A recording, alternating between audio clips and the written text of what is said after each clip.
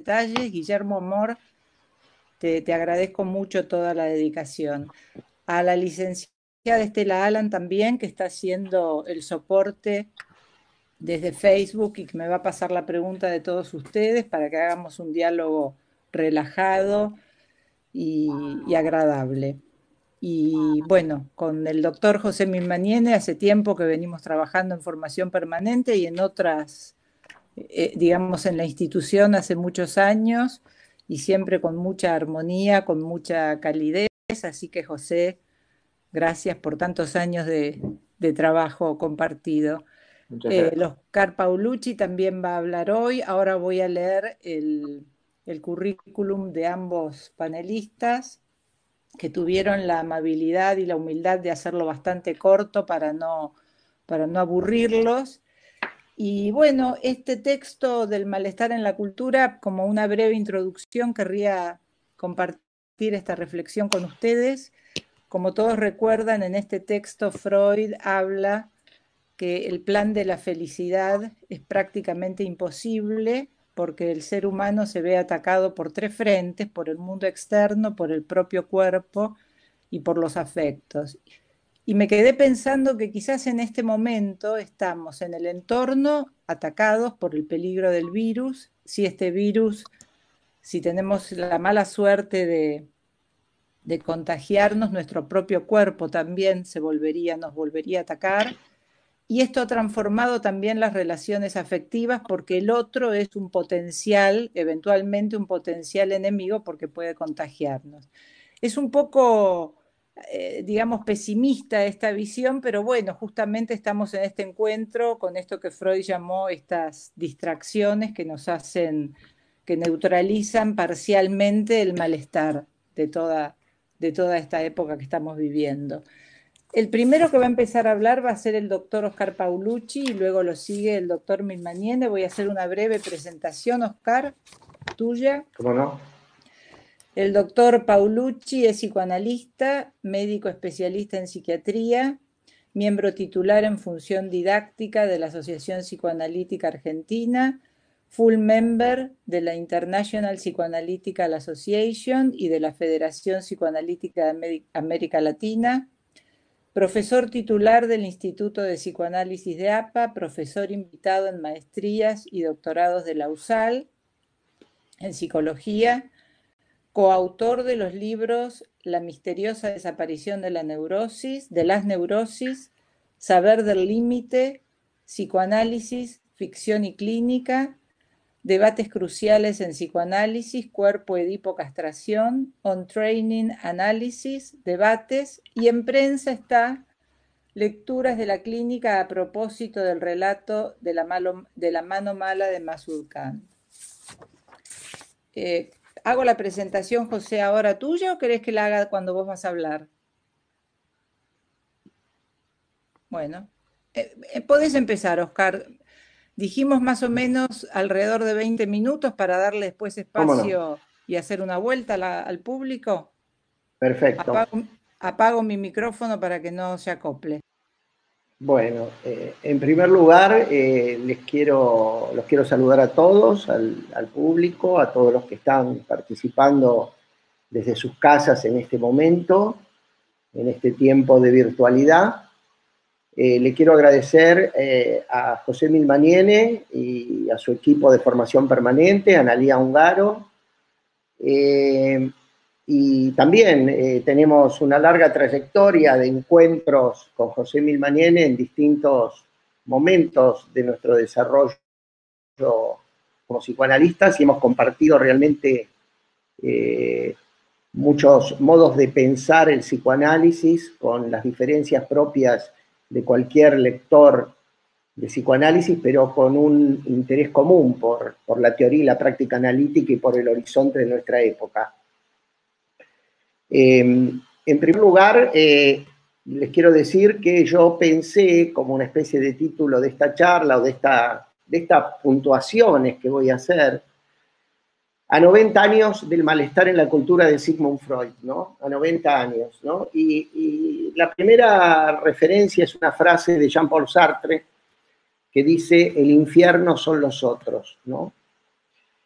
En estos días, en tiempos de restricciones y de cuarentena, me encontré con este texto, se los recomiendo porque es muy lindo, es el malestar en la cultura de Freud, pero en una versión separada del resto, no sé si se ve, creo que sí, que tiene una tapa muy linda, es una edición de Amor Rortu, ahí está, una edición de Amor Rortu con un cuadro en la tapa, que no sé de quién es, no pude ubicar, no sé si es un grafiti, un cuadro, y tiene un prólogo del psicoanalista francés Jacques André, que nos ha visitado hace unos años. Voy a hacer algunas afirmaciones o algunos resaltos de lectura. En primer lugar, creo que Malestar en la cultura muestra la vigencia de un texto que nos habla de la condición humana. Y creo que nos habla de la dimensión humana en una dimensión estructural y en una dimensión epocal. Yo quiero subrayar estas cuestiones, ¿no? Lo estructural del sujeto y lo epocal. Me parece que es fundamental para la praxis psicoanalítica este texto. No es un escrito social, como en alguna época se decía, sino marca un horizonte de nuestra práctica, de cómo concebimos a la condición humana. Por ejemplo, creo que hay una divisoria de aguas entre quienes concebimos la importancia del más allá del principio del placer y la pulsión de muerte, que Freud acá, digamos, insiste en la importancia de ella. Este es un primer punto. La otra cuestión es que voy a tratar, en el sentido de Agamben, de ser contemporáneo. Esto quiere decir tener alguna dosis de inactualidad, de ser un tanto anacrónico, porque me parece que uno de los riesgos que corremos, en general, no solamente en época de pandemia, es quedarnos fascinados por el brillo de lo actual. El brillo de lo actual. Cuando hablamos de la subjetividad de la época, me parece que es importante para ubicarse en el horizonte de ubicar un horizonte en nuestra práctica, pero, esto lo quiero enfatizar, me parece que cuando hablamos de la subjetividad de la época, podemos correr el riesgo de la totalización, ¿no? Yo creo que los efectos de la subjetividad de la época o la subjetividad de la época tiene un carácter descriptivo, pero que no debe dejarnos capturar por el todo. Esto es una cosa que yo quiero enfatizar en la lectura de este texto, que es el riesgo de la totalización, ¿no? Creo que en todo caso a veces se habla del sujeto moderno, del posmoderno, del sujeto del consumo, del adictivo, no sé, del fetichista, del perverso, etcétera, como sujeto. Y me parece que las modalidades de presentación, funcionan al modo, a mi entender, de la analogía con el modelo que Freud toma muchas veces, el de las capas geológicas o los descubrimientos arqueológicos. Me parece que cuando planteamos la totalidad, corremos el riesgo de Edipo frente a la esfinge, que frente al enigma contesta con un universal y dice el hombre. Una de las lecturas que podemos hacer de ello es que cuando Edipo plantea al hombre como universal, lo que retorna es la peste a Tebas. Quiero enfatizar hoy con ustedes y charlar con José la importancia de la singularidad del sujeto que padece y nos consulta. Las respuestas universales, hay dos producciones y fenómenos de la cultura que intentan dar una respuesta universal y totalizante. Ellas son la religión, que es una fuente inagotable de sentido, inagotable, que Freud cuestiona, interpela y ubica entre el somnífero y el delirio de masas, entre este texto y otro muy importante que es El porvenir de una ilusión. Pero Freud también tenía una ilusión. Freud tenía la ilusión de que el desarrollo científico, aumentando el poder del hombre, iba a permitir una liberación de la ilusión religiosa. Bueno, Freud se hace una pregunta también, muy advertido de los riesgos del avance técnico. porque se pregunta al servicio de qué va a estar ese desarrollo técnico. Esta creo que es una pregunta que quiero plantear como reflexión de la cultura. La ciencia, para poder operar sus fórmulas, necesitan forcluir al sujeto, es decir, es el pasaje en términos históricos, de historia de la ciencia, de la astrología a la astronomía. Ese sujeto forcluido de la ciencia es aquel sujeto del cual nos ocupamos en el psicoanálisis. Avanzando en el texto, Freud se plantea una frase que a mí me parece importante para reflexionar hoy. Freud dice que la vida humana es gravosa, repito. Uno de los sinónimos de gravosa es costoso. La vida humana tiene costo. Creo que esto es inexorable, este costo. Voy a pedir perdón al alemán y a Jorge Catelli, que es uno de los colegas que conoce el alemán.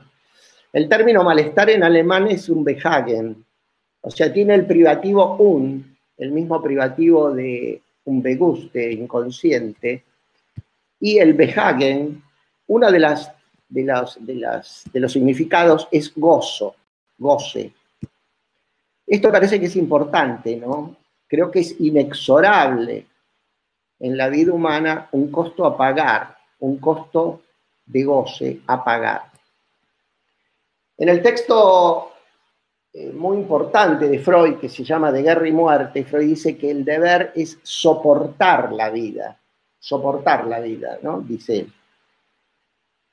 Yo hablé del costo y de lo costoso, y me parece que el costo a pagar para el sujeto humano es la condición de humanización. Es decir, si nuestra ubicación como humanos depende de un orden simbólico y somos sujetos sujetados al lenguaje, me parece que hay un costo a pagar. Freud creo que lo expresa muy claramente en este texto, y este es un nudo central, estructural, cuando plantea que la articulación de la ley y el deseo, el anudamiento de la ley y el deseo en el humano, se da a través de la prohibición del incesto. Y el mito fundante freudiano para esto es el de Tótem y Tabú, es decir, del asesinato mítico de un padre todopoderoso, de una limitación y de la articulación de la ley en la alianza fraterna y el desarrollo del sentimiento de culpa. Podríamos afirmar, siguiendo el desarrollo freudiano, que hay un punto clave en la constitución subjetiva y es la noción de pérdida de objeto. Pérdida de objeto. Es radical el pasaje del Das Ding, la cosa en sí kantiana, que Freud plantea en el inconsciente, a la Sagevorstellung, es decir, a las cosas del mundo, a las cosas nombradas. Esto posibilita y habilita al sujeto humano nada más ni nada menos que la sustitución. Este es un punto clave que uno puede ver en cualquier desarrollo de un análisis. Lacan, en un texto, en uno de sus escritos, en su versión del sujeto, describe lo que es en ese momento para él la castración, una de las formas de pensarla, hay muchas.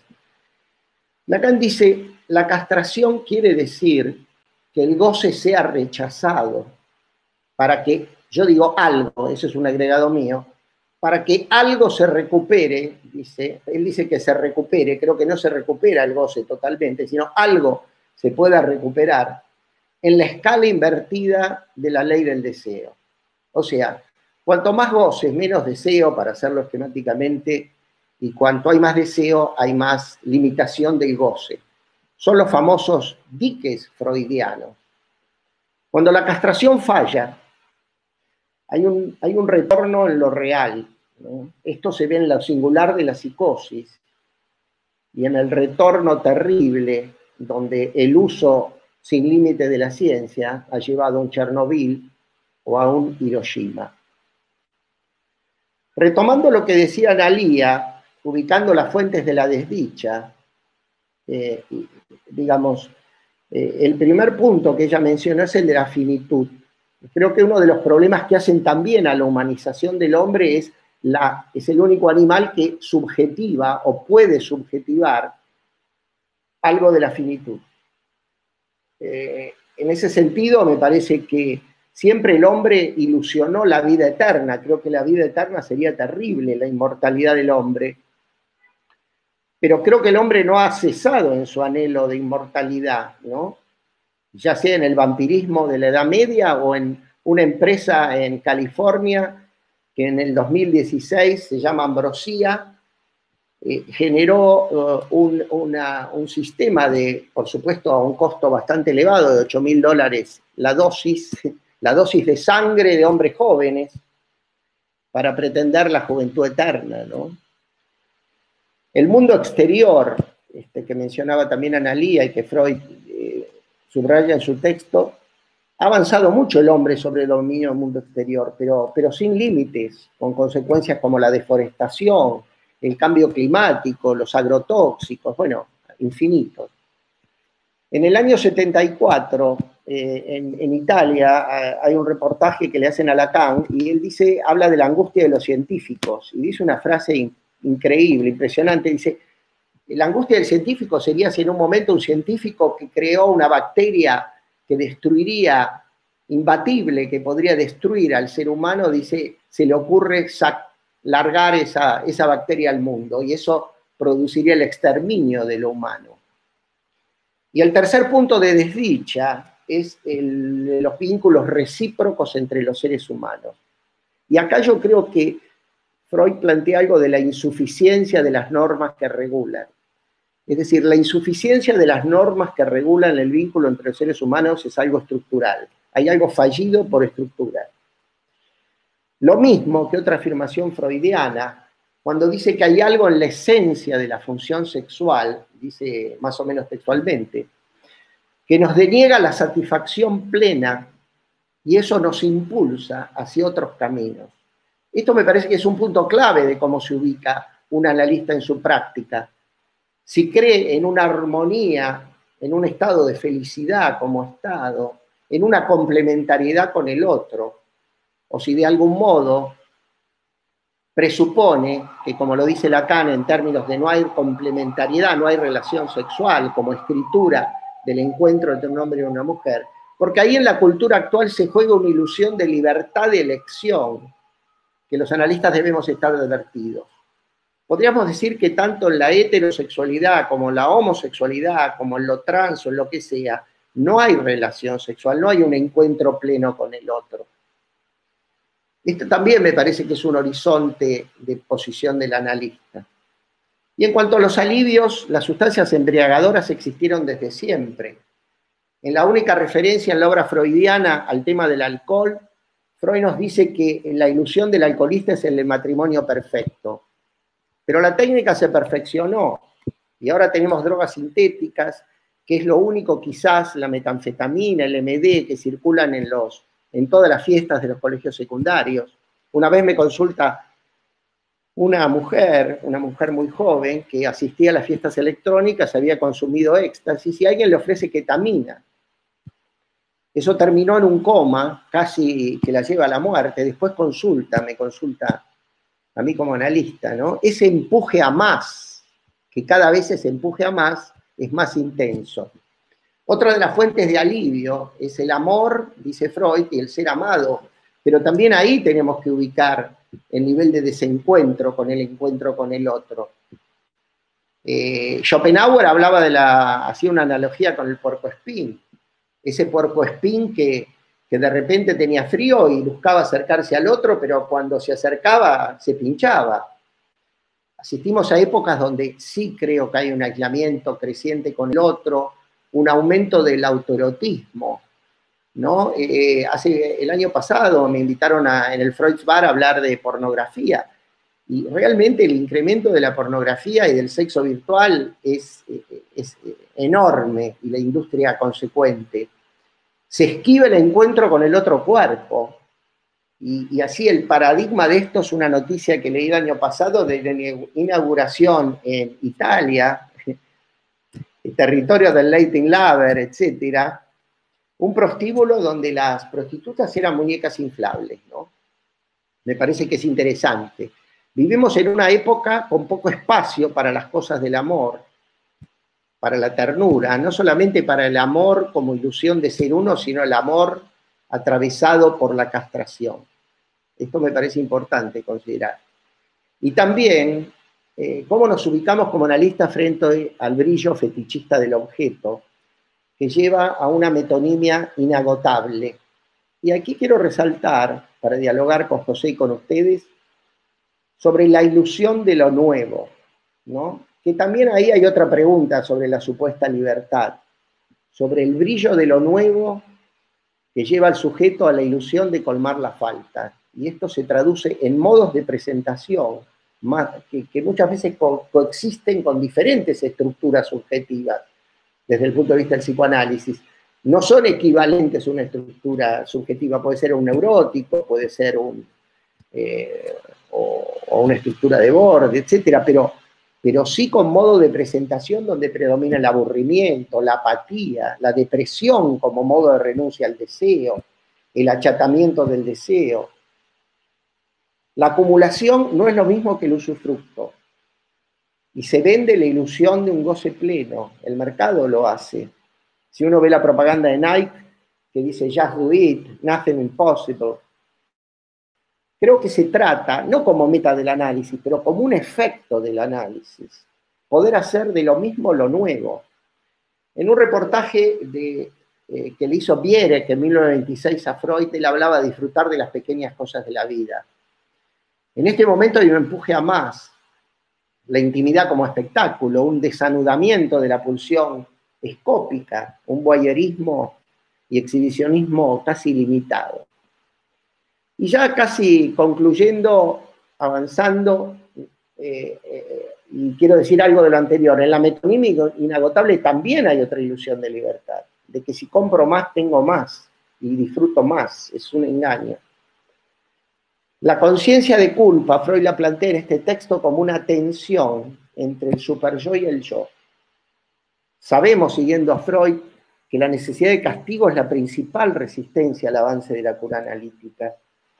Y creo que podemos verificar progresivamente una caída o una disminución de la consistencia de los ideales, que esto lleva a un refuerzo superyoico notable.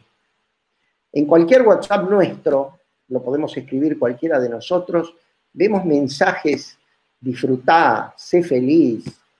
Es decir, el anhelo se transforma en un imperativo categórico, y el imperativo categórico kantiano que tiende al universal implica, ni más ni menos, a mi entender, el retorno de la ferocidad de un superyo que impone gozar. Creo que hay una articulación entre el superyo individual, esto lo dice Freud en el texto y es muy resaltable, entre el superyo individual y el superyo epocal. El superyo no es solo lo que decanta de los vínculos primordiales, sino de lo que se va instalando en relación a las identificaciones con los ideales de la época y las exigencias de la época. Creo que circula un cierto ideal cínico, canalla y narcisista.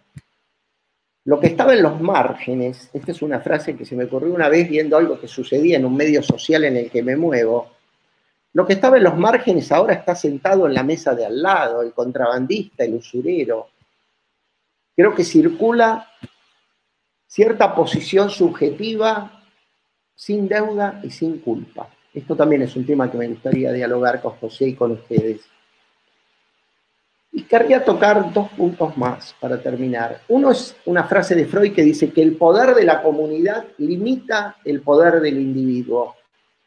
En la historia de la cultura hemos asistido a una oscilación entre un intento de control absoluto o casi absoluto, porque lo absoluto es imposible, a una ilusión de autorregulación, una ley del mercado que en realidad muestra una faceta o una cara de voracidad e insaciabilidad.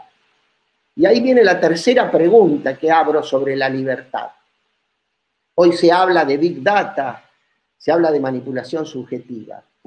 1926, Edward Bernays, no sé si le suena el apellido. Edward Bernays era el sobrino de Freud. Nació en Austria, sus padres se trasladaron a Estados Unidos donde desarrolló toda su vida, fue muy longevo, vivió 103 años, y en 1926 publicó un libro que les recomiendo leer que se llama Propaganda, o cómo se manipula la opinión en democracia, podríamos decir. Lo que plantea él recorre todo el camino de la publicidad, de la propaganda, pero en los términos de venta de productos, en términos de producir un líder político. Él introdujo el consumo de cigarrillos en las mujeres en la cultura. Resulta que, contratado por Chesterfield, empezó a hacer publicidades de mujeres fumando. Bueno, ahí empezó. Bueno, es el fundador del marketing moderno. Y hoy, o sea que esto no es nuevo, mejoró el instrumento técnico. La manipulación subjetiva es algo que está en la historia de la humanidad con recursos más sofisticados. El mensaje político hoy está dirigido al consumidor. El Big Data facilita la segmentación en el cual se varía el discurso según la demanda. Esto ya lo dijo Groucho Marx en la época del cine mudo, dijo, estos son mis principios, si no les gustan yo tengo otro. Jean-Claude Milner, en una obra que se llama La política de las cosas, dice que ahora se trata de la política de las cosas, no hay opción, es el único camino, es la política y las decisiones dependen de las cosas, emanan de la cosa en sí. Y dos puntos para concluir. Hay una cita de Plauto que menciona Freud en este texto, que es homo en latín, homo hominis lupus, que quiere decir el hombre lobo del hombre. Esto se repite mucho, esta cita, pero hay que ver que Plauto, que vivió alrededor de 254 hasta el 180 a.C., dice, además de esa cita, dice, el hombre es lobo del hombre cuando desconoce quién es el otro. Lo extranjero, yo diría, escribí un texto que está en la revista de Psicoanálisis que se llama La exterioridad que nos habita. Freud dice tierra extranjera interior, refiriéndose al síntoma y a lo reprimido, nos dice Freud.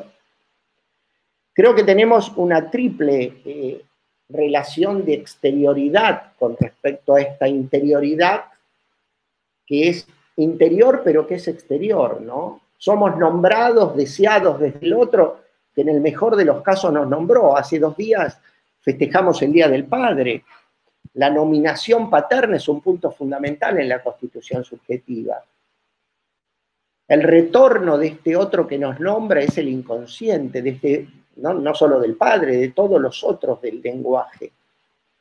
Nos identificamos con la imagen del otro en la especularidad narcisista. Y el objeto del deseo es un objeto ligado a lo perdido, a lo que buscamos en el otro, si la operación castración operó. Hay una dificultad en aceptar lo heteros, como dice Freud en El tabú de la virgindad, lo femenino irrepresentable, encarnado como eso que muchas veces resulta insoportable al hombre y a veces, y no pocas veces, a la mujer misma. Lo insoportable del modo singular del goce del otro, que llega hasta el aniquilamiento del extranjero. Freud lo ubica como narcisismo de las pequeñas diferencias. Y Oscar, ¿te para concluir parece ir este día, redondeando? ¿Te termino parece ir con esto. redondeando así le damos lugar después a la gente? Termino con esta frase. ¿Qué lugar nos queda a los analistas? Creo que debemos ser como Ulises y atarnos al mástil del deseo del analista ante este mundo objetivable, objetivante, y apostar a la subjetividad deseante, tratando de trascender el lugar del ideal epocal y el nuestro, para ayudar al que padece y nos consulta a soportar lo éxtimo, lo extranjero de sí mismo y del otro, corriéndose del lugar de victimización. Y ahí vuelvo a la cita inicial y concluyo con esto: el infierno son los otros, para que ayudamos a producir un sujeto responsable y advertido de su deseo. Gracias. Gracias, Oscar, gracias por tu participación.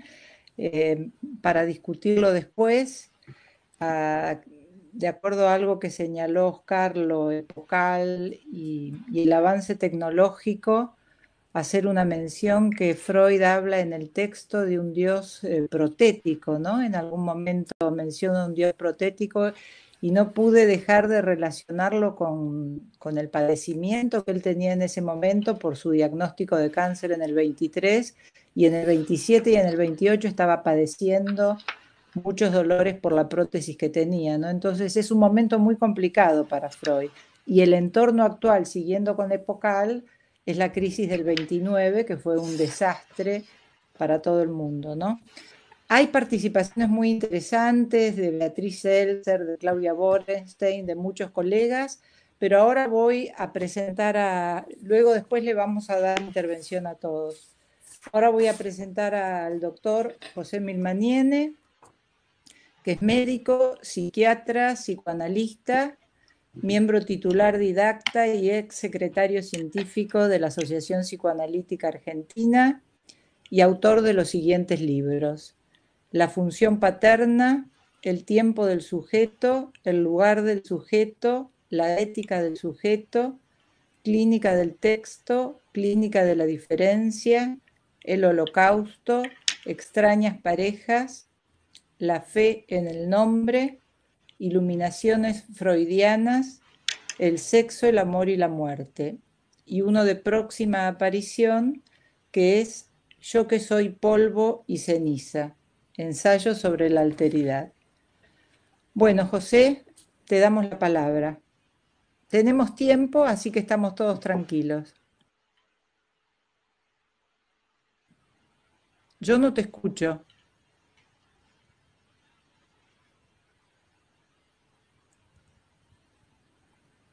¿Ustedes escuchan? Oscar, ¿vos escuchás? No. No, a ver ahora. A ver, ¿ahora me escuchás? Ahora sí. Sí, perfecto. Ahora Perfecto. apago el micrófono entonces. Muchas gracias, Analía, por la presentación y por tus palabras. Muchas gracias, Oscar, por tus aportes. Yo quería hacer mención a los cambios epocales que sucedieron desde el tiempo en que Freud escribe El malestar en la cultura a la actualidad. Yo lo que observo en mi clínica es que en la posmodernidad, o sea, en la sociedad de consumo, se ha producido un notable debilitamiento de la identidad narrativa del sujeto, dada la defección o dimisión estructural de la figura del padre de la ley, con la siguiente exacerbación de las políticas de goce.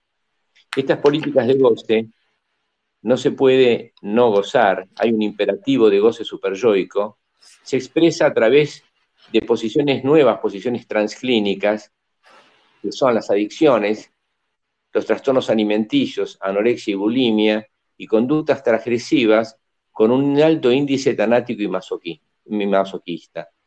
Me gustaría ahora caracterizar a la sociedad de consumo, a la sociedad posmoderna, en función de los desvaríos que produce en la dialéctica desiderativa del sujeto. No olvidemos que en las interdicciones tradicionales se construía un vacío simbólico abierto al deseo, pero ahora, con esa defección estructural de la figura del padre, el vacío simbólico ha sido reemplazado por un agujero innominado, incolmable por cualquier clase de objetos sublimatorios, y se llena con objetos de consumo como los alimentos y las adicciones. Hay tres categorías, yo creo, que podrían definir a la posmodernidad. La primera es la dimisión estructural de la figura del padre de la ley. La segunda es la supresión de la dimensión de la falta con la exacerbación del goce fetichístico de los objetos. Y la tercera es la degradación de las cuestiones del amor. Como no tengo tiempo para desarrollar las tres cuestiones, voy a tomar solamente la declinación de la figura del padre de la ley en la posmodernidad.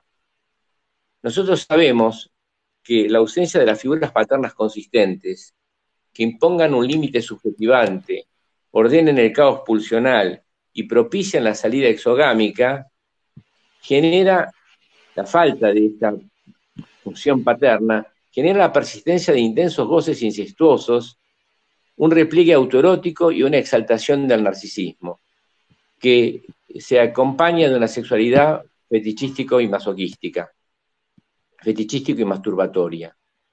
Recordemos que las estructuras psicopatológicas se inscriben en sistemas familiares, en sistemas donde las funciones parentales están totalmente fallidas.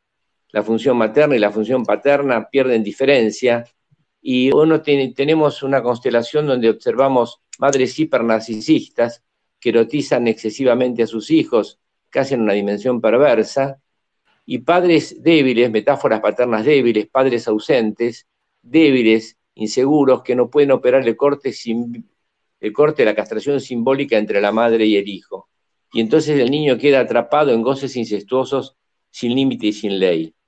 Entonces, estas metáforas paternas débiles, esta función paterna débil, se corresponde con sistemas normativos sociosimbólicos vacilantes, que no sancionan con rigor las conductas transgresivas y la falta de respeto a la ley.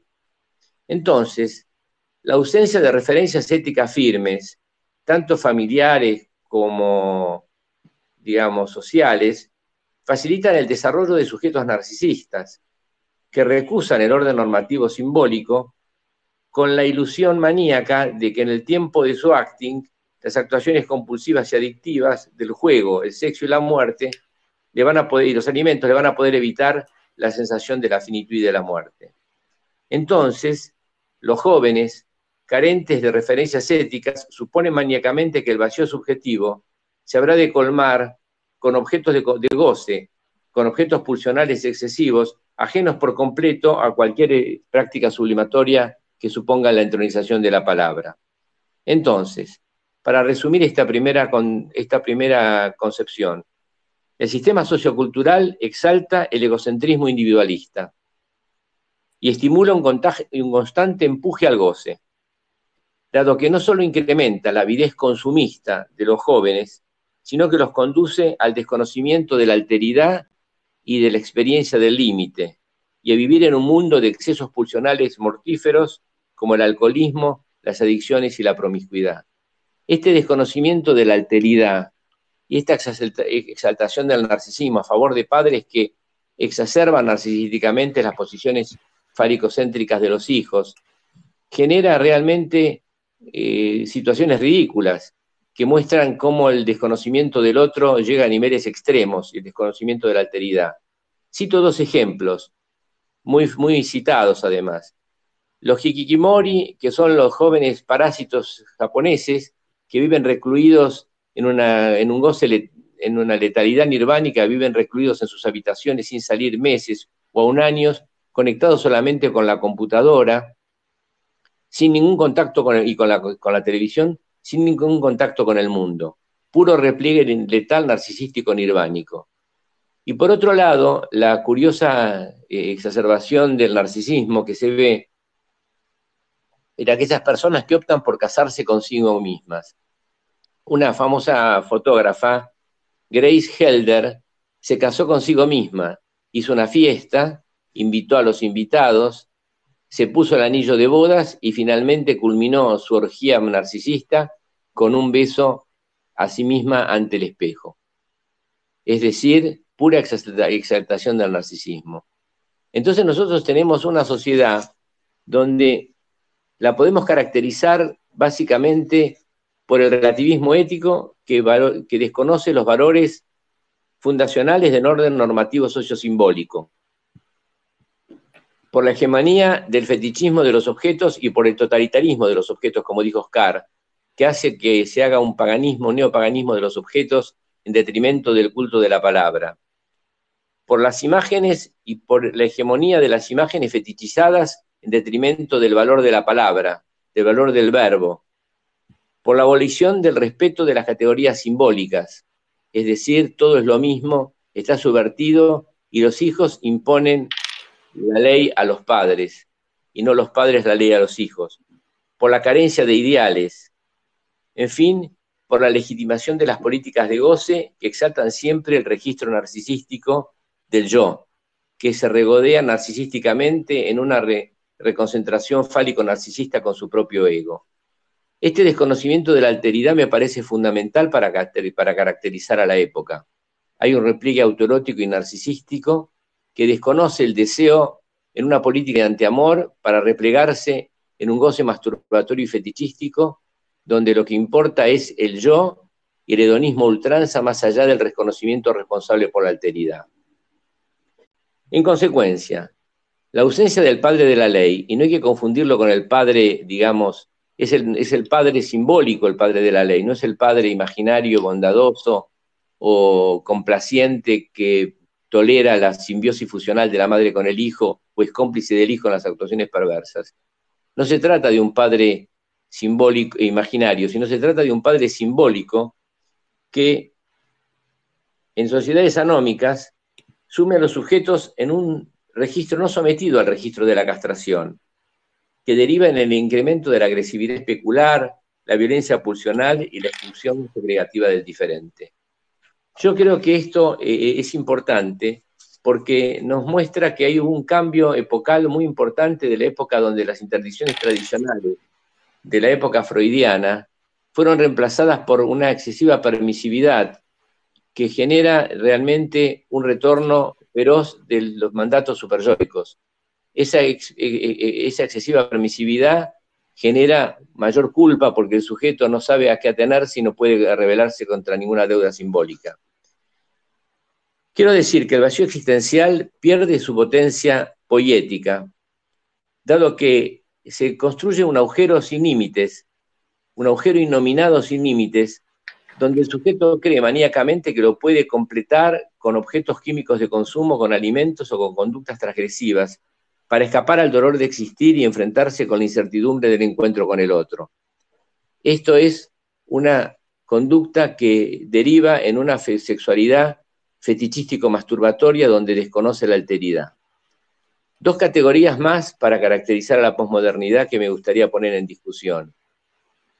Es verdad que no hay una totalización en el campo desiderativo, pero sí hay una totalización narcisista que hace que el sujeto se totalice con su propio yo y se encuentre en sí mismo con la plenitud de un goce nirvánico de características letales y transgresivas, que lo llevan finalmente a la muerte y a la destrucción.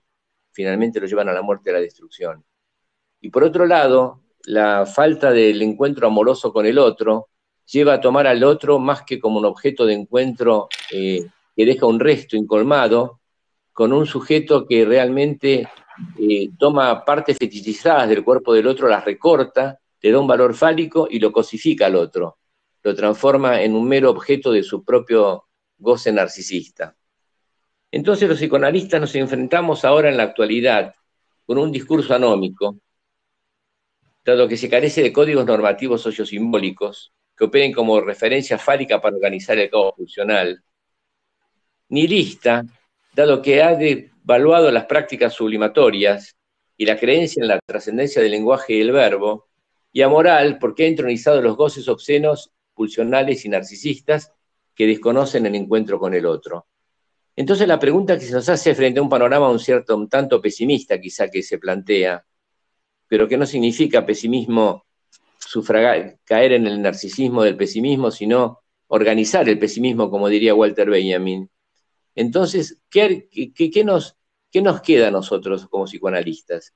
Nos queda reforzar el pacto con la palabra y nos queda histerizar a ese sujeto cínico y narcisista de la posmodernidad que descrean en las ficciones simbólicas.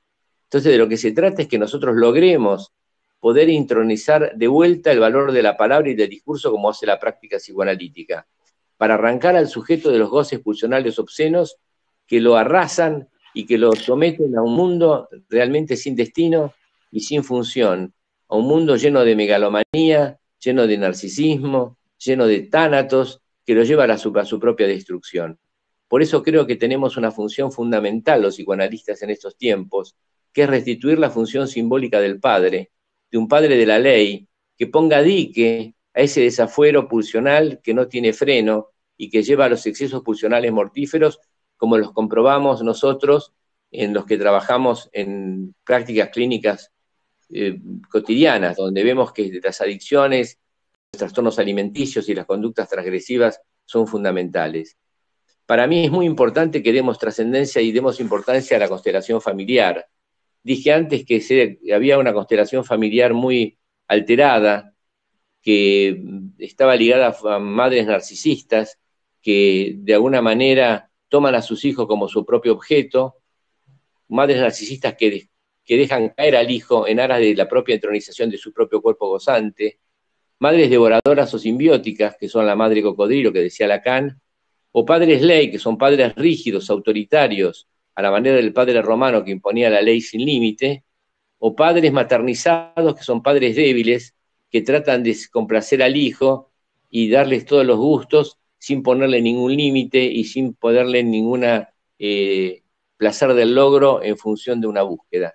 Sobre esas dimensiones creo que nosotros los psicoanalistas debemos trabajar. Bueno, por ahora quiero dejar acá y ver si podemos seguir discutiendo. Gracias, José. Hay muchas intervenciones, afortunadamente, muchas intervenciones. Voy a tratar de leer algunas para que ustedes puedan ir respondiendo y dialogando con la gente, ¿no? Claudia Borenstein dice: lo interesante de la frase "el infierno son los otros" es la última una obra de teatro que se llama Puertas Cerradas. De modo muy pertinente, disculpen, pero el escrito a veces, de modo muy pertinente hace alusión a algo que hace tiempo que vivimos. ¿Cuándo son un infierno los otros? Además, ¿los otros en qué condición? ¿No apunta el psicoanálisis a cambiar esa condición desde adentro, desde el sujeto mismo? Eso intervino Claudia Borenstein. Beatriz Seltzer escribió: la potencia del humano no es solo la dificultad de relación con el otro, sino también el poder ser solidario y generar vínculos de bienestar. No es solo el desencuentro, sino también el encuentro. ¿Podrían evaluar el bienestar en la cultura?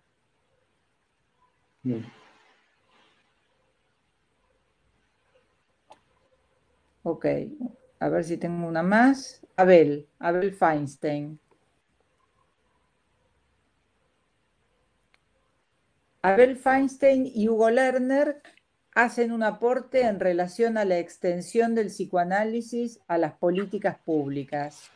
Dice Abel: en el webinar de FEPAL del sábado se hablaba de la dificultad de extensión del psicoanálisis a las políticas públicas, y cuando acentuamos lo singular, coincidíamos en que es imperativo hacerlo. ¿Alguna reflexión? Hugo Lerner interviene y dice: creo que de lo singular se puede pasar a lo general. El psicoanálisis puede colaborar y mucho a comprender las problemáticas psicosociales, y a través de intercambios interdisciplinarios la teoría y la práctica psicoanalítica pueden resultar muy enriquecedoras. Es un imperativo escuchar los reclamos y actuar en consecuencia.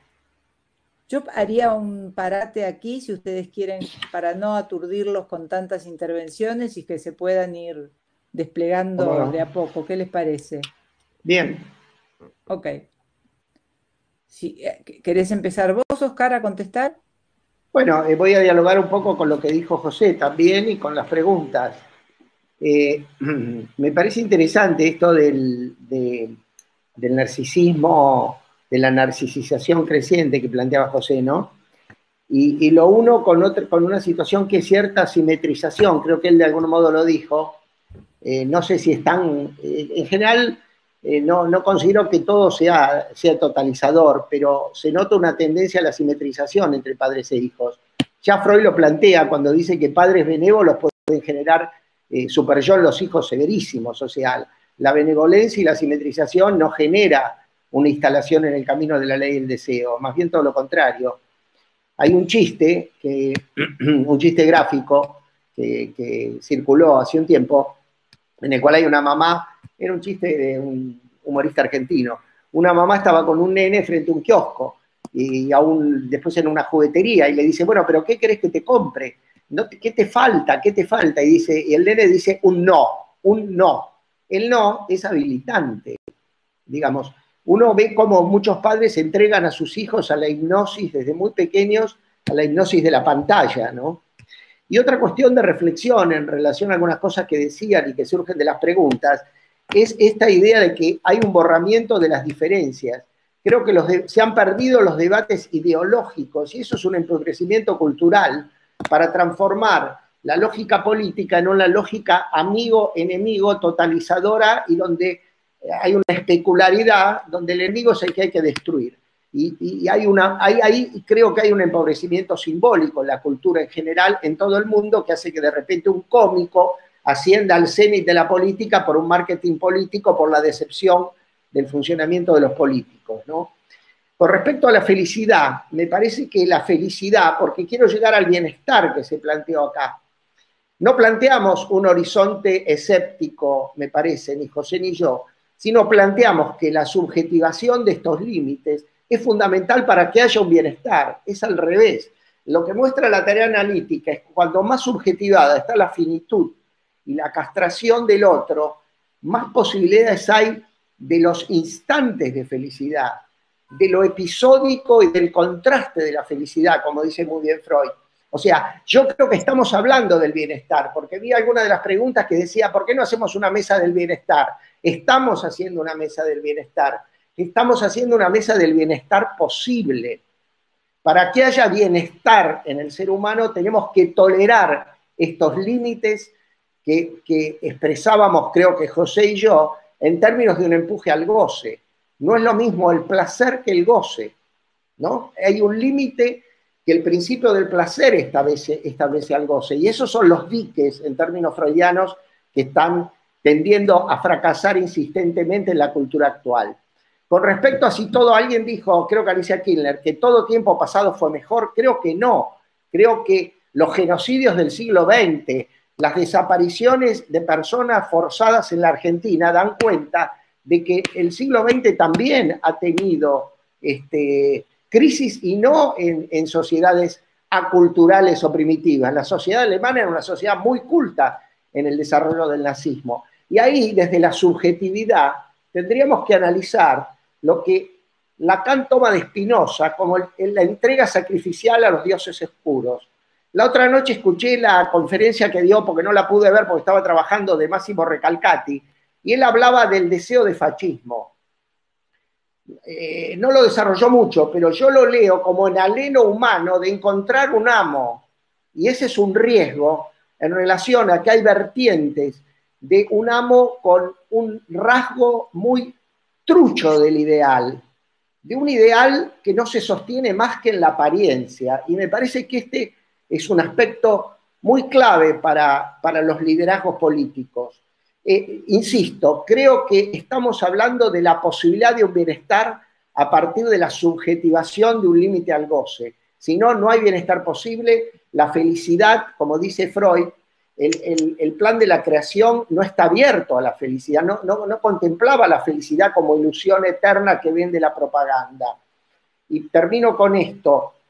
Me parece que hay una relación a pensar entre la experiencia analítica singular y cómo trasladamos estos conceptos y nociones que estamos hablando en esta mesa redonda con respecto a las políticas públicas y cuáles son los límites de la intervención del analista. Porque creo que hay un límite, porque yo creo que el analista, el lugar del analista es ayudar a soportar la incertidumbre y elaborar la situación frente a lo traumático posible, porque el trauma tiene dos tiempos, de un real que nos acosa, no solamente con la pandemia, sino nos viene acosando desde el orden de lo que describimos tanto José como yo como empuje cultural, como empuje gozador superyoico. Entonces, me parece que esto también lo podemos trasladar a la posición de cómo opera el analista en la política pública o en la polis. Porque una vez un analizante hace años me dijo, mi mamá, en lugar de darme herramientas, me dio soluciones. Y yo creo que el analista tiene que ofrecer la posibilidad de que el sujeto desarrolle herramientas para que encuentre su propia solución. Porque me parece que el camino de lo que hay que hacer no es el camino del psicoanálisis. Pero, por supuesto, desde la concepción del hombre, desde el malestar, de la insistencia de goce, puedo entender por qué hay gente que niega la existencia del riesgo del virus y exhibe como ha ocurrido en Estados Unidos, hacer fiestas de COVID-19. Si uno entiende que el sujeto no busca su placer y su bienestar, sino que existe un más allá del principio del placer, me parece que eso contribuye a ubicar una posible contribución del psicoanálisis a la política pública, pero restringiendo el marco, porque no somos ni sociólogos, ni epidemiólogos, ni virólogos, pero sí podemos contribuir a interrogarnos sobre los efectos de la cuarentena en la subjetividad, pero que no todos los efectos de la pandemia son totalizantes. A no todo sujeto le produce el mismo efecto, ni la pandemia, ni el enclaustramiento. Hay algunos de esos sujetos que describía José que uno escucha en el consultorio virtual como muy acomodados, porque el trabajo analítico los había llevado a poder salir al mundo, y algunos se reacomodan al mundo de sus casas. Bueno, me detengo ahí. Gracias, Oscar. José. Quería decir, No, ¿escuchás ahora? ahora sí. Quería decir claramente dos cosas. Primero, que la libertad no es patrimonio de los imperativos de goce. No se es libre frente al goce. El que está atravesado por la política, por los síntomas de goce, es esclavo del goce. No puede no gozar, no puede no gozar. No puede dejar de ser adicto, no puede dejar de estar en una posición anoréxica o bulímica. O sea que la libertad es un concepto correlativo a la neurosis, no al goce, como falsamente se supone. No se es libre de gozar, no se puede no gozar. Con respecto al límite subjetivante, creo que hay que insistir mucho en que los límites son normativos y subjetivantes y ordenan el caos pulsional y arrancan el sujeto de los desbordes incestuosos y de los pactos criminosos que se ven en las familias disfuncionales que generan patologías adictivas. En tercer lugar, creo que es verdad, no hay que introducir el desencuentro solamente. El desencuentro sucede cuando el sujeto se refugia en su política de antiamor, vinculado a su goce narcisista y autoerótico, y hay que trabajar para que se restituyan los lazos solidarios y los lazos de encuentro con el otro en un campo desiderativo, en un campo de reconocimiento de la alteridad y de la ética de la diferencia. El borramiento de las diferencias opera muchísimo a tal punto que si quiere eliminar cualquier orden de diferencia, yo diría que se busca un narcisismo de las no diferencias. Se ve claramente, por ejemplo, en los llamados progenitores, donde se intenta superar la diferencia entre la función materna y la función paterna, cualquiera sea el sexo de los progenitores. Pero eso también es importante de destacar, que estamos en una posmodernidad donde se intenta abolir la diferencia. Yo creo que es muy importante que recuperemos esa dimensión neurótica, digamos, para los pacientes, y que podamos arrancar al paciente del goce autoerótico narcisista, que lo conmina, digamos, a gozar de sí mismo, en sí mismo, y a un regodeo fálico narcisístico consigo mismo, favorecido por la sociedad de consumo, como dijiste vos, Oscar, que ofrece objetos que le hacen creer al sujeto maníacamente que puede llenar su vacío existencial, que ya no es un vacío, que es un agujero innominado, incolmable, con objetos de consumo, y no contornearlo con prácticas sublimatorias como con la palabra, con el arte, con el cine, con la sublimación. Es decir, tenemos que recuperar las prácticas sublimatorias que están muy, muy atravesadas por las políticas de goce y por las posiciones de goce, como dije antes, que son transclínicas, y que, como muy bien decía Recalcati, pasaba del orden del prostíbulo, que era una liberación, digamos, aparente, al orden carcelario, donde el sujeto queda encarcelado en su propio goce narcisístico, con una coraza defensiva que lo aleja del otro. Paradójicamente, esta política, digamos, está encubierta por una pseudo liberalización de las costumbres, que yo creo que no apunta a que el sujeto sea más libre, sino apunta a que el sujeto sea más esclavo de su propio goce al servicio del consumo y de los objetos idolátricos fetichísticos que propone la sociedad mercantil. Por eso estoy de acuerdo con lo que vos decís, Oscar. Nosotros no somos ni sociólogos, ni antropólogos, ni políticos, y tenemos que tratar de lograr que se haga de la singularidad algo universal en cada paciente. Y tenemos una lectura del psicoanálisis que es muy fecunda para otras ramas de conocimiento. Yo he colaborado en 2 tratados ahora, un tratado de la familia y un tratado de derecho de la salud, donde los jueces y los abogados nos convocan a una palabra de verdad en un momento de extrema confusión, donde realmente han vacilado todas las categorías, especialmente por la disolución de las ideologías, el ocaso de los ideales y la caída de las narrativas. Entonces esa identidad narrativa del sujeto está totalmente arrasada y nosotros tenemos que reconstituirla a partir de darle al sujeto los elementos que permitan una recomposición de su propia subjetividad a partir ya no del goce, sino de un orden desiderativo. Y para eso no alcanza solamente la palabra, se necesita el compromiso vital de un analista que ponga su cuerpo, que ponga su deseo, que ponga su ser al servicio de arrancar al sujeto de esos goces mortíferos y letales, que aparentemente tienen el canto de sirena del disfrutar permanentemente, pero no hacen sino conducir a la muerte y a una letalidad nirvánica. Por eso me parece que la pregunta que se nos instala y que nos convoca y que hace síntomas los psicoanalistas es cómo habremos de histerizar al sujeto narcisista y apático de la posmodernidad. ¿Por qué eso digo que es un sujeto narcisista y apático?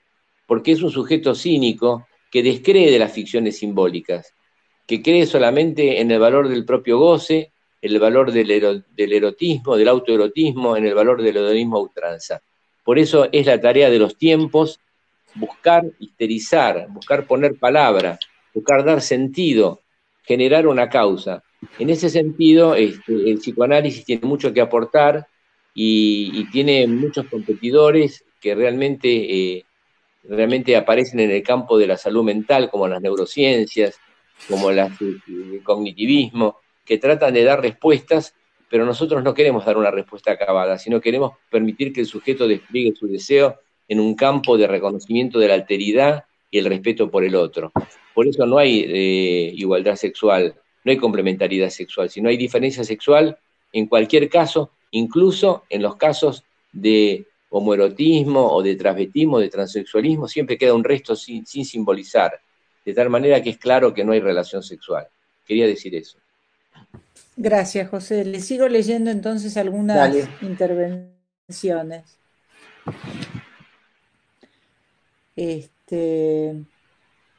Liliana Polaco. El cinismo contemporáneo parece un cinismo de la desesperación, de la falta de una causa que vale, justificando así que sobrevalore el sujeto solo su propio goce. Beatriz Seltzer vuelve a participar diciendo es un tema que tiene que ver con la ética de cada quien y la posibilidad de ejercer los márgenes de libertad que cada uno tiene. Alicia Kilner. Estas coordenadas ordenan, desordenan el goce en el siglo XXI, pero el siglo XX no tuvo su propio empuje y caída en el fenómeno de Auschwitz. María Teresa Calabrese. ¿Cómo piensa en el efecto de la obligatoriedad de cumplir las normas por el efecto de la pandemia y la gran cantidad de personas que violan las normativas? Por ejemplo, padres que llevan a sus hijos en baúles de autos, y se me fue, en baúles de autos, bueno, etcétera, ¿no? O sea, la gente, seguramente la gente que rompe las normativas. Licenciado Juan Pineta, ¿sería el fin, en términos generales, de la donación de la falta? ¿Esto, en términos generales, facilita el dominio de un sistema consumista? Bueno, completando lo de María Teresa Calabrese, baúles, fiestas clandestinas, etcétera. Hacemos otra vuelta porque hay varias preguntas, pero Dale. les leo la Hacemos una vuelta breve. Horacio Romero Meyer, ¿en qué afectaría el narcisismo materno para la predominancia en niños y adolescentes? ¿Pueden especificar cómo trabajar desde la palabra materna? ¿Cómo resignificarla para la salud en el hijo? Como ustedes dijeron, me gustaría escucharlo decir algo de la experiencia clínica. Me refería a la predominancia y tánatos en niños y adolescentes en relación al narcisismo materno. Bueno, dejamos acá porque hay varias, así que hacemos otra Bueno, vuelta y vemos si nos da tiempo. dale, Oscar. dale, gracias. Bueno, es muy interesante lo que se va armando a través de las preguntas. Eh, hay varias insistencia en esta oposición malestar-bienestar y encuentro-desencuentro. Y creo que hay que darle una vuelta a la cuestión del amor. Que hablemos del desencuentro no quiere decir que no haya encuentro, pero así como la felicidad, el encuentro es contingente. Cuando se pretende forzar desde el ideal el encuentro, las consecuencias que la experiencia analítica y la vida misma muestra son en general desastrosos. Cuando la dimensión narcisista del amor, que es el enamoramiento, predomina, lo que se produce es una caída brutal. Es lo que Lacan llamó odio enamoramiento, es decir, el odio forma parte del amor. Creo que ahí no podemos ser ingenuos ni ilusionarnos con una armonía amorosa. Alguien una vez, había una frase que decía: nosotros con mi mujer no tenemos ni un sí ni un no. Me parece que ahí hay un problema, porque me parece que es un problema grave. ¿Cuántas veces uno va a comer a un restaurante, o iba, perdón, a un restaurante y veía parejas que no se hablaban en toda la noche, en ningún momento? Digo, me parece que ese ni un sí ni un no, me parece que la pareja también implica conflicto, porque hay que anudar en una pareja ni más ni menos que 3 dimensiones que Freud nos enseñó y están presentes en el malestar en la cultura, que son el amor, el goce y el deseo. Es decir, amor, goce y deseo. No es muy sencillo, y me parece que la pareja y la familia siempre hacen síntoma, ¿no? Siempre hacen síntoma. Creo que parto de eso, porque hay que pensar el encuentro como el otro, con el otro, no como pretende el neurótico, que sea necesario en el sentido lógico, es decir, que si me encontré bien contigo, mañana me la tengo que pasar bien. Y me parece que hay que tolerar que el encuentro sea contingente. Esto es lo que muestra la experiencia analítica. O sea, que hablamos del desencuentro, pero esto incluye la posibilidad del desencuentro. Hablamos del malestar, porque subjetivar el malestar y el límite, alguien habla de, creo que una colega habla de subjetivar el duelo. Creo que hay algo del duelo acá en juego, del análisis como posibilidad del duelo. Hay una existencialista, Etienne Gilson, que decía que la vida es una sucesión de duelos. El analista tiene que ayudar a los duelos por el paraíso perdido que nunca existió. Y creo que por alguna pregunta que di al costado, que coincido, yo lo enfaticé bastante, creo, que no debemos ser totalizadores, y coincido también con José, no totalizadores en armar un cuadro, y en el momento de nuestra práctica debemos dejar un poco de lado la subjetividad de la época para recorrer el camino y estar abierto a la escucha del inconsciente, a ayudar a que el sujeto despliegue esa narrativa que decía, y a tener convicción, deseo del analista mediante, en que el inconsciente se va a poder producir ahí. Esta me parece que es la tarea principal como analista. Con respecto a la ley, me parece que también habría que aclarar que la ley absoluta es tremenda, es la ley del padre de Schroeder, ¿no? La ley siempre tiene fisuras. La película Claroscuro lo muestra cuando el padre del personaje le impedía al pianista, que es un caso de la vida tomado de la vida real, tocar solamente el concierto número 3 de Rachmaninoff. En ese sentido, me parece que un borde a revisar desde nuestra práctica analítica el riesgo de transformarnos en moralizantes. Es decir, me parece que lo que nos implica la práctica es tolerar el recorrido del sujeto para que algo de esto pueda ser apalabrado, pueda ser metaforizado, pero con la paciencia suficiente de nuestro deseo de analista para no impulsarlo a un ataje, vaya el acto fallido, a un atajo, digamos, que lo lleve a una posición que nos resulte más deseante. Me parece que hay que tolerar estas emergencias de goce, estas repeticiones del sujeto, y con respecto, bueno, creo que esto opera también sobre, una pregunta sobre el narcisismo materno. Hay un texto de Serge Leclerc que se llama Matan a un niño. Creo que una tarea del análisis es, con respecto al narcisismo materno y paterno, que hoy circula muchísimo, es cómo matar a ese niño maravilloso, matarlo simbólicamente, aclaremos, ese niño maravilloso que jugamos un lugar en el deseo de los padres, ¿no? Más o menos narcisizado, a veces excesivamente narcisizado, donde el infant pasa a ser objeto de goce, objeto del fantasma materno, y ahí se produce una captura donde el niño no es síntoma de la relación de los padres, sino es objeto del fantasma materno. Y ahí tenemos que pensar muchas veces la intervención no solo sobre el infant, sino sobre el otro materno. Y la falta, eso uno lo ve en la clínica hoy, de padres que se lavan las manos, para decirlo en un sentido metafórico, y entregan su hijo absolutamente a su madre. Eso lo ha visto siempre uno en la vida cotidiana y en la clínica, pero creo que es un tema que hace a lo que José hablaba de simetrización y a lo que hablamos de algo que ya ha venido decayendo históricamente desde la época freudiana. Claudel escribió El padre humillado en épocas anteriores a la nuestra, ¿no? Y la decadencia del padre es una figura que Freud ya creo que también la muestra, ¿no? Bueno, eso. Gracias, Oscar. José, ¿vos querés Sí, yo intervenir quería en esta decir dos vuelta? cosas.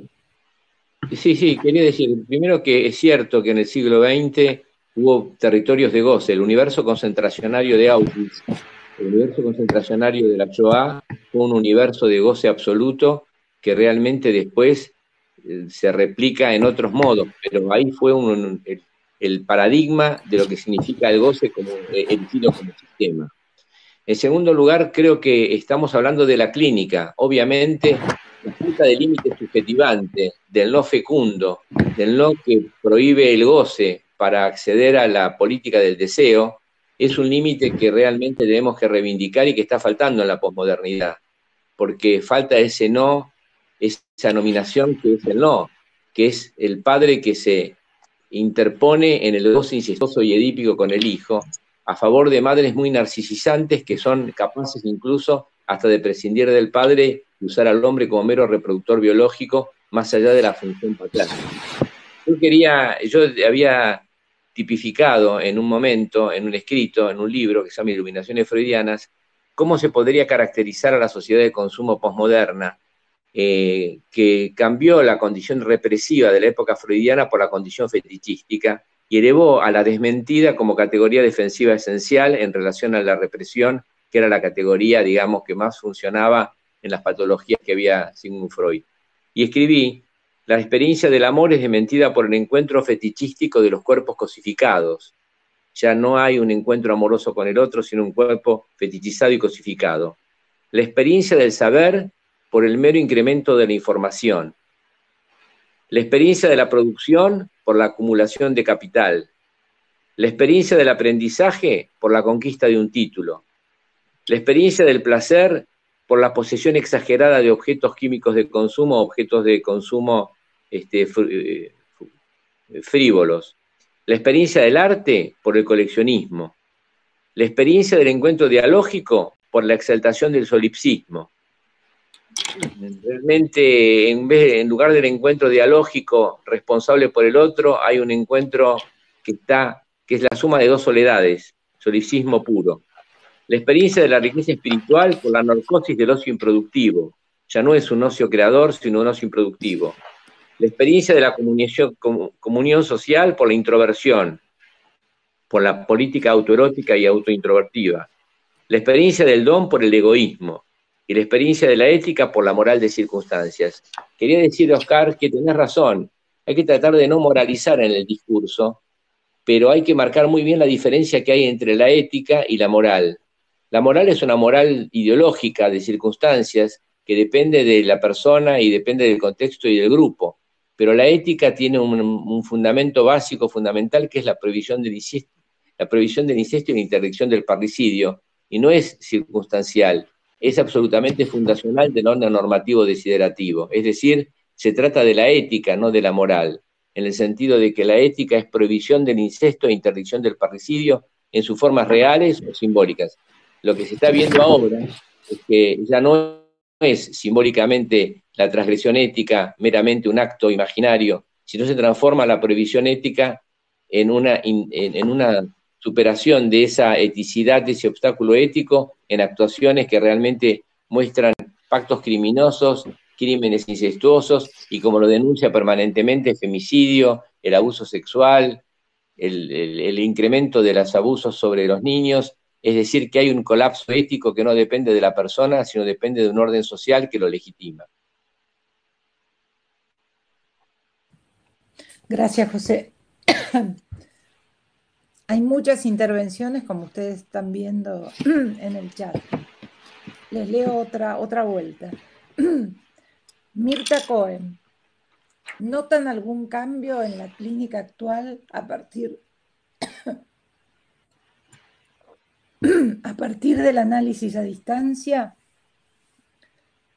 Ya toso y me preocupo. Dora Ojeda. Se refería a la predominancia y tánatos en niños y adolescentes en relación al narcisismo materno. Ana Rosenfeld. ¿Qué factores socioeconómicos, políticos y culturales han incidido en la declinación del padre? ¿Hacemos una vuelta si yo recupero mi voz? ¿Cómo no? ¿Yo hablo, no? Sí, gracias. Sí, Bueno, es muy interesante las cosas que se van planteando, hay muchísimas. Estaba pensando en algo que decía José, ¿no? Cómo pensar esta distinción entre moral y ética, ¿no? Y cuál es la ética en relación a la práctica analítica, ¿no? Digo, porque estaba pensando, ¿no? En relación a la relación entre lo singular del que nos consulta y la aspiración ideal, ¿no? Del que consulta y de uno mismo, ¿no? Cuando Bion dice sin memoria y sin deseo, está apelando a, no dice que no tenga que tener deseos el analista, uno puede aspirar al bien del sujeto, pero me parece que cuando eso se filtra en nuestro discurso como analistas, se puede transformar en un imperativo moralizante. Es decir, me parece que este es un punto arduo y complicado para pensar en qué medida el analista, cuando Bion dice sin memoria y sin deseo, se refiere al anhelo de que el paciente le vaya bien, de que trabaje, que se case, o que tenga hijos, o que no sé, o que avance en su carrera de lo que sea. Eso existe, porque somos seres humanos y queremos que al paciente le vaya bien, eso es al analizante le vaya bien. Pero me parece que cuando eso opera, infiltrando nuestra intervención, que no estamos exentos nadie de ello, me parece que se puede transformar en un camino, en una época, ahora no recuerdo si era de Mary Langer, creo que era de Mary Langer, un texto que hablaba del ideal del analista de ser feliz, ¿no? Cuando uno transmitía al analizante de esa época la idea de felicidad, o en otro momento algunos resultados de análisis donde la meta ideal de la época cultural o del analista pasaron a tomar un lugar dominante. Me parece que ese es un obstáculo presente en toda cura. Por eso yo creo que es algo a revisar permanentemente, porque precisamente el deseo del analista es lo que pretende ir más allá de la cuestión del ideal, que por supuesto uno puede tener. Me parece que había alguna referencia, creo que de Liliana Pérez, en relación al tema discursivo.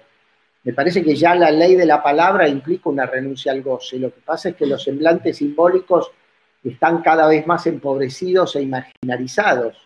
Yo no ubicaría estos lugares de operación de castración simplemente en las representaciones paternas. No estamos, yo por lo menos no intento hacer una apología del patriarcado, pero me parece que siempre hay alguna relación del sujeto con una ley siempre tan barrada, siempre con, creo que Juan Pineta dice algo de eso en las preguntas, que siempre tiene algún nivel, llamémosle, fallido la ley, y siempre en el sujeto hay un lugar transgresivo, ¿no?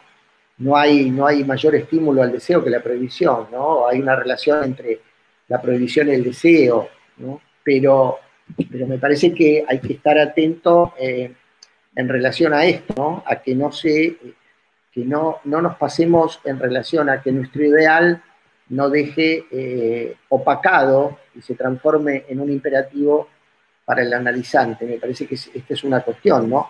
Y con respecto a un tema complejísimo que planteaba Ana Rosenfeld con respecto a la relación entre la declinación del padre y lo cultural, simplemente hice una mera referencia a la relación entre el superyo epocal y el superyo singular de cada uno, que se va enriqueciendo y o empobreciendo, porque no olvidemos que el superyo, por lo menos como lo leo yo en la obra freudiana, tiene dos vertientes. Una vertiente del ideal, que es condición de represión, porque el ideal del yo, como dice Freud muy bien en la introducción del narcisismo, es condición de la represión y exige sublimaciones, pero produce represiones. Entonces, me parece que una cara es la del ideal, fundante del sujeto, y otra cara es esta cara gozadora del superyo como puro cultivo de pulsión de muerte, el superyo materno de Melanie Klein, ¿no? El superyo materno de Melanie Klein.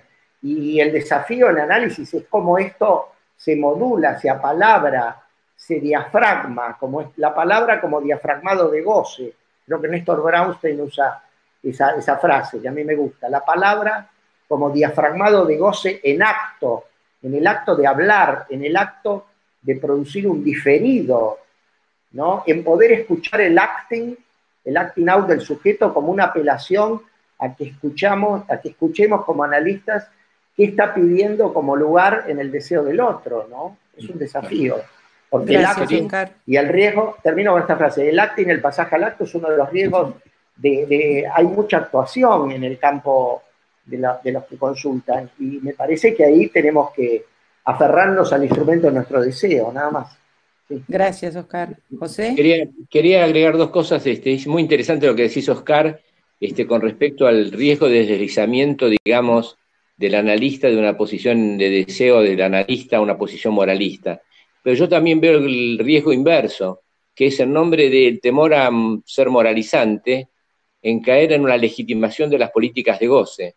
Y yo veo que muchos analistas no les preocupa la salud del paciente y la capacidad de ser feliz en el sentido de poder producir y poder trabajar y poder amar.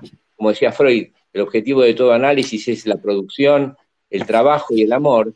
Y hay muchos colegas que por ser políticamente correctos legitiman políticas de goce que conducen a lo peor, que no conducen a lo mejor. Por eso me parece interesante tener un equilibrio entre lo que podría ser el deseo del analista y no caer en la legitimación de las políticas de goce. Con respecto a lo que decían con respecto a lo tanático de las madres, sí, realmente yo he observado que muchas madres quieren que las hijas realicen sus deseos narcisistas y las infiltran de sus propios goces no consumados y quieren que sus hijas, digamos, son madres seductoras o invasoras, que se ve mucho en pacientes adictos, ¿no? Que son madres invasoras o seductoras que quieren realmente que su hija realice los deseos incumplidos de ellas, tanto a nivel sexual como a nivel económico o a nivel profesional. Con respecto a las categorías de por qué cayó la ley del padre, bueno, ya desde el 37 en los complejos familiares Freud hablaba, hay una exaltación de la perversión realmente social que yo creo que tiene que ver con condiciones económicas, sociales, políticas, muy complejas que escapan a este momento, pero sería muy interesante trabajar desde el punto de vista interdisciplinario a qué condujo la caída de la ley del padre y de la palabra, porque la palabra la transmite el padre, a qué condujo a esta anomia, digamos, a esta sociedad, digamos, donde todo vale, donde hay un hedonismo ultranza y donde imperan las certezas perversa del why not, del por qué no. Entonces nosotros tenemos que tener mucho cuidado con abolir el exceso que se pone el patriarcado, el autoritarismo, la falta de diálogo y demás, y en nombre de atacar el exceso que supuso el patriarcado, atacar la ley del padre, que del padre de la ley, que es el padre que propicia, que pone límite, que da testimonio de su propia relación con el deseo, que da testimonio de su propia falta. No es el padre autoritario del padre romano castrador al cual nos referíamos. sino nos referimos al padre que da testimonio de su propia carencia y que propicia en el hijo la salida, la posibilidad de ir y que lo recoge, le da hospitalidad cuando el hijo vuelve a él a pedir ayuda o a pedir un sostén. En ese sentido me parece muy importante marcar el valor del límite subjetivante de la palabra. Con respecto al encuentro, sí, yo creo que tenemos que ser levinasianos en eso. Se trata de encontrar una relación con el otro que esté signada por la responsabilidad y no por el objetivo de obtener una lógica retributiva. El acogimiento hospitalario del otro levinasianamente es aceptar al otro en su irreductible diferencia. Eso es lo que yo observo que no sucede en la posmodernidad. No se toma al otro en su irreductible diferencia, sino se lo toma al servicio de sus propios ideales narcisistas o se lo cosifica como mero objeto. Gracias, José. Hay Bueno, les una, hay quiero una, decir que hay sí, muchas intervenciones. Voy a leer algunas y les pido disculpas a los que por dale. motivos de tiempo no vamos a poder abarcar. Les leo algunas intervenciones para que ustedes puedan hacer seguramente ya una última vuelta. Azucena Tramontano les agradece a ambos las presentaciones y comenta: un niño le dice a su madre, sentada durante horas trabajando online: mamá, quiero que charlemos con los ojos. Pregunta: ¿cultura o desvío de la función materna? Perla Frenkel también agradece las participaciones, dice que son planteos muy freudianos que nos permiten intervenir desde la ética del psicoanálisis. Alicia Kilner le pregunta a José: ¿cómo construir un padre donde no está constituido? López de Gomara: para que el discurso analítico funcione como antítesis del discurso del amo, es necesario un discurso del amo previo funcionante, algo destituido en el mundo actual.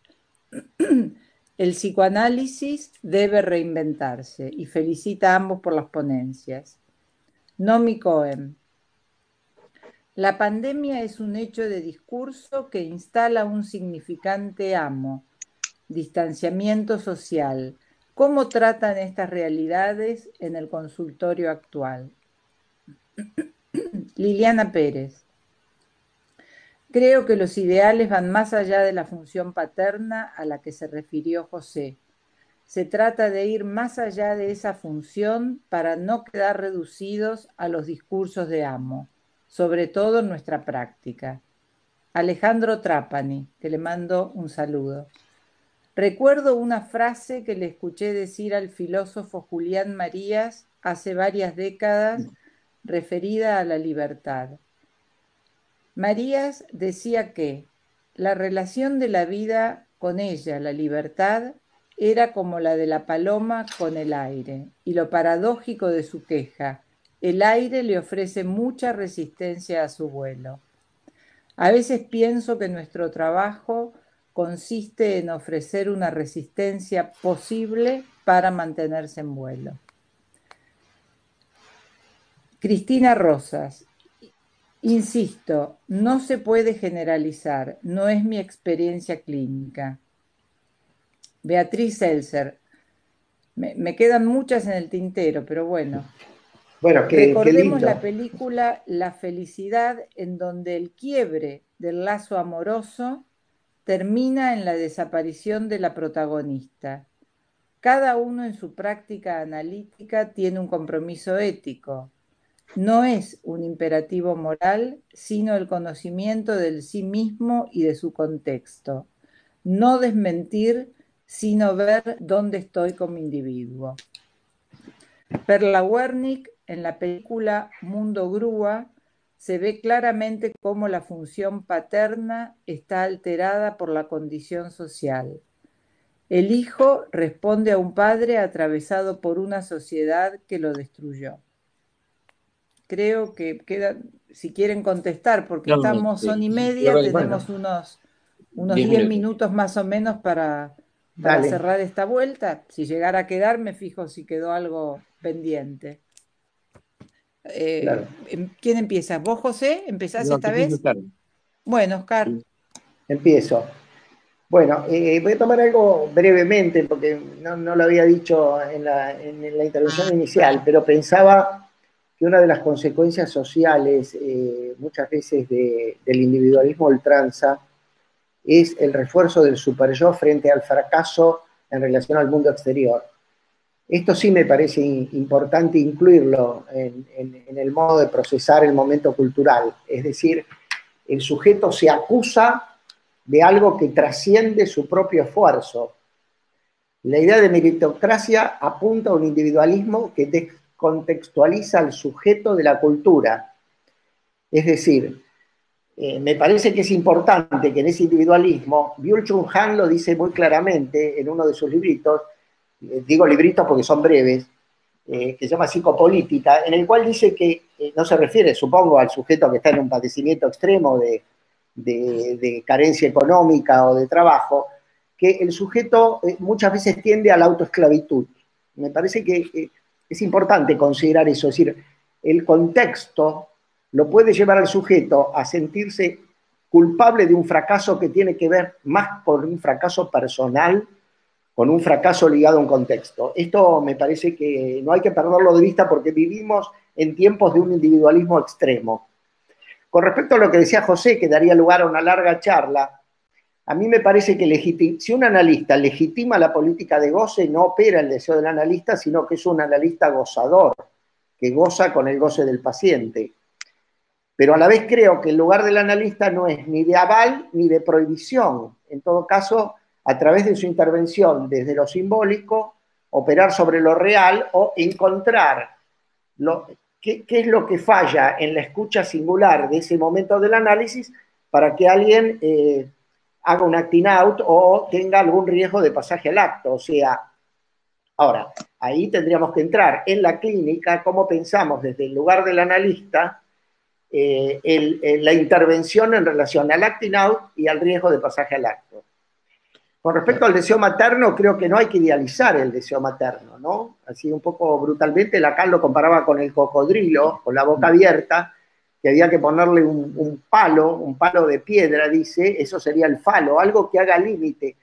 Pero esto no se trata solamente del deseo materno entendido como la madre o la función paterna como el padre imaginario, sino como algo que haga excepción a la castración del lado del padre y a la función de nominación. La función de nominación puede estar dada por un hombre, una mujer o una legalidad tercera, podríamos decir, en relación a lo que decía Liliana Pérez.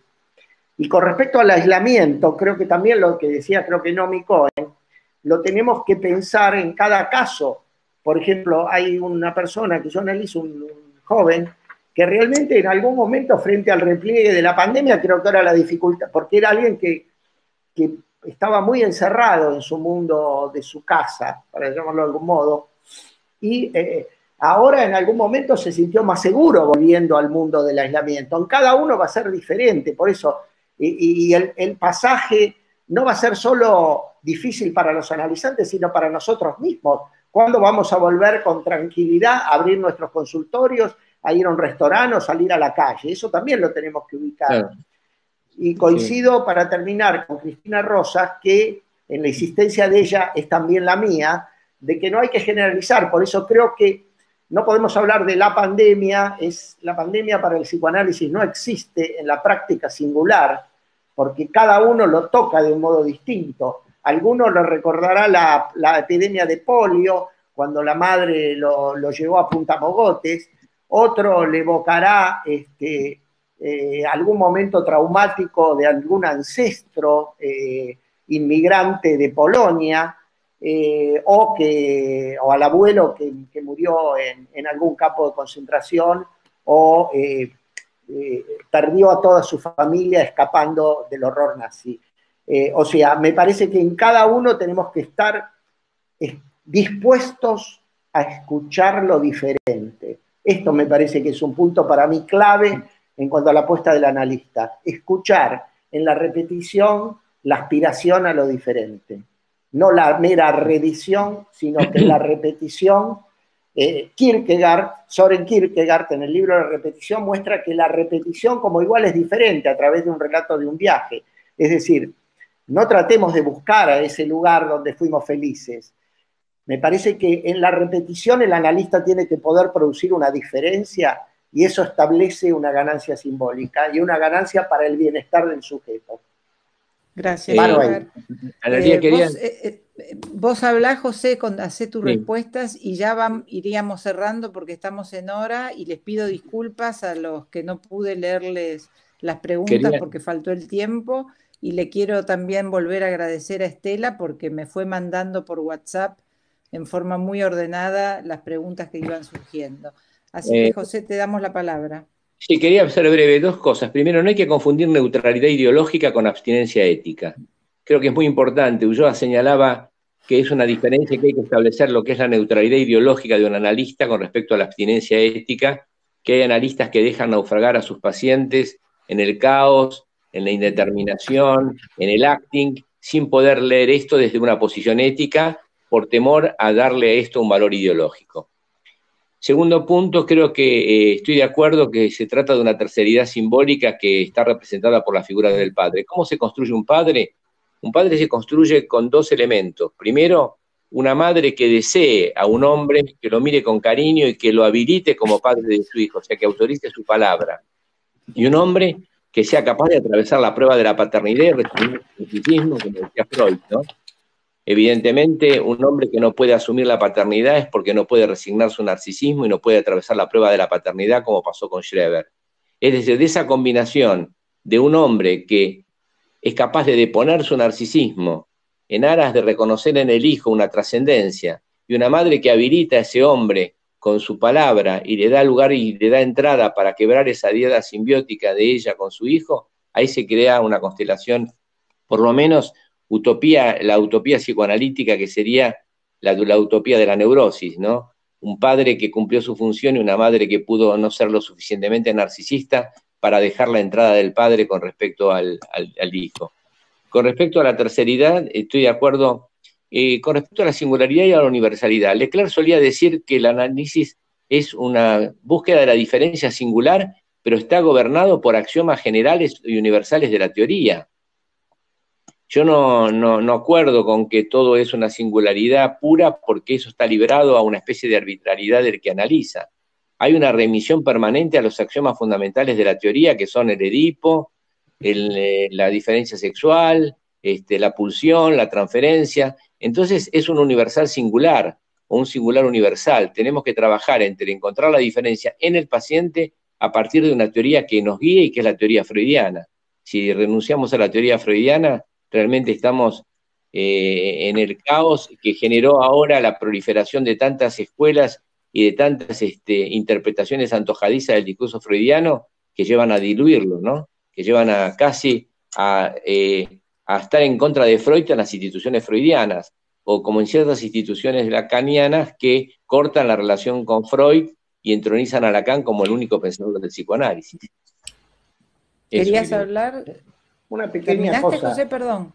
No, está bien. No, una pequeña aclaración. No, aclaración, sino. Te vi levantar la mano. Sí, un pequeño comentario. Me parece que cuando estoy resaltando la singularidad, es una singularidad a respetar, pero que nuestra praxis está fundada en los fundamentos, está basada en los fundamentos freudianos de la misma. O sea, cuando digo fundamentos freudianos, estoy hablando ni más ni menos de la convicción en el inconsciente, estoy hablando de las dos reglas que Freud plantea, que son la regla fundamental y de abstinencia. Estas son las dos reglas que funcionan. Creo que el psicoanálisis muchas veces se ha desviado, algo que yo llamé en una conferencia que di hace poco para unos colegas mexicanos, en un desvío hacia la ritualización de la escenografía, confundiendo los fundamentos de la praxis, los fundamentos de la praxis con una formalidad del encuadre y olvidando los fundamentos freudianos. Que Freud dijo, sí, te acuerdo, Freud dijo, la técnica es la técnica particular para mí, y se ha pasado de la técnica particular que tiene que estar basado en los fundamentos generales a una especie de ritualización de la formalidad, que creo que eso lo compartimos con José. que ha desviado de lo que son los fundamentos de una posición del analista complejísima que cuesta permanentemente sostener, y que el deseo del analista no es un deseo puro, por lo cual siempre tiene un lugar de derrape, y el análisis del analista, las supervisiones, estos encuentros nos permiten reflexionar sobre nuestra práctica y el riesgo de generar lo que Freud decía que era una masa de A2, ¿no? En el análisis. No, justamente las fisuras en el discurso analítico retornan en el paciente como acting o como pasaje al acto. Realmente es como pasa con los hijos, ¿no? Los hijos restituimos con nuestros síntomas las funciones fallidas de nuestros padres. En ese sentido es muy importante entender que se trata de recuperar la palabra del padre como nominación, como palabra fundacional que permita instaurar el límite subjetivante del cual carecen los jóvenes. Realmente uno ve que están totalmente perdidos y se sienten pacificados cuando uno le impone un límite subjetivante que le permite encontrar la diferencia entre lo permitido y lo prohibido, entre lo sagrado y lo profano, entre lo cotidiano y lo diario. En fin, daría para una discusión mayor. Sí, Bueno, un gusto. es cierto.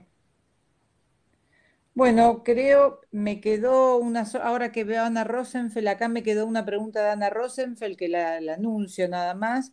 ¿Qué factores socioeconómicos, políticos y culturales han incidido en la declinación de la figura del padre? ¿No se las había leído o sí? Sí, la leíste. Es otra Bueno, mesa, ya algo contestamos. es otra mesa. Bueno, les agradezco. Bueno, la verdad que las intervenciones fueron muy jugosas, muy lindas, muy interesantes y bueno, quizás armamos otra mesa para José para más adelante.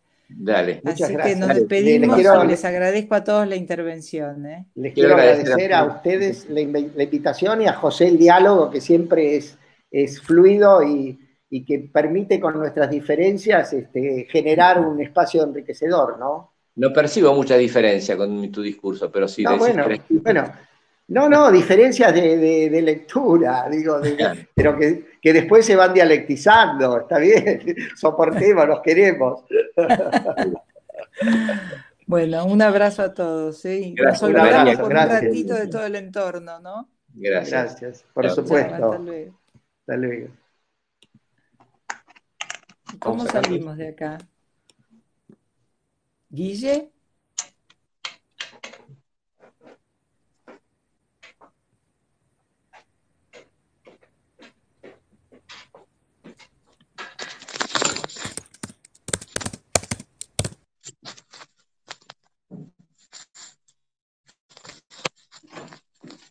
Perfecto. Pero, ¿qué? Al final de edición titular. ¿Sí?